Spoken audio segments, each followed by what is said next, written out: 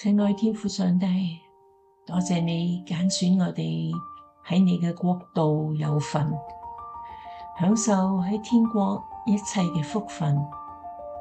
然而，我哋亦都需要盡本分，做一名忠心嘅管家。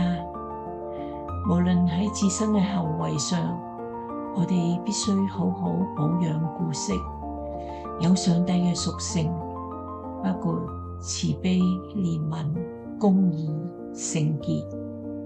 或者喺社會中，我哋要愛鄰舍，要彼此結連，互相幫助。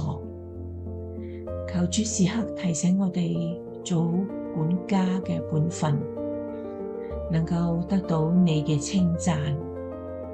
多謝你垂聽我哋嘅祈禱，禱告奉主耶穌基督聖名。